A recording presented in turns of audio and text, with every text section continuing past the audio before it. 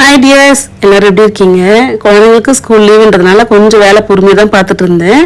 நம்ம டைமுக்கு சாப்பிடுமோ இல்லையோ, அழகிக்கு எல்லாமே டைமுக்கு இருக்கணும். அழகி வந்த அப்புறம் தான் லஞ்சுக்கு டைம் ஆயிடுச்சு. எனக்கு மைண்டில் வந்தது, பரபரப்பாக வேலை பார்க்க ஆரம்பிச்சிட்டேன். எப்போ நம்ம கொஞ்சம் லேட்டாக வேலை ஸ்டார்ட் பண்ணுறோமோ அப்போ திரும்ப எக்ஸ்ட்ரா வேலையெல்லாம் கொஞ்சம் இருக்கிற மாதிரி இருக்கும்.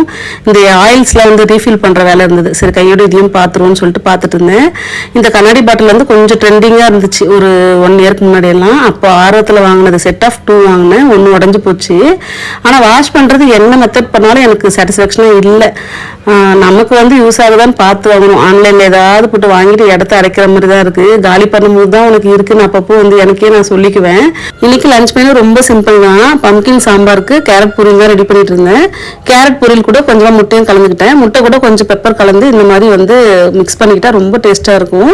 முட்டை எப்பவுமே ஒரு பவுலில் போட்டு செக் பண்ணிவிட்டு நம்ம ஆட் பண்ணும்போது ஏதாவது கெட்டு போயிருந்தாலும் கண்டுபிடிச்சிடலாம். தேங்க்ஸ் ஃபார் வாட்சிங்.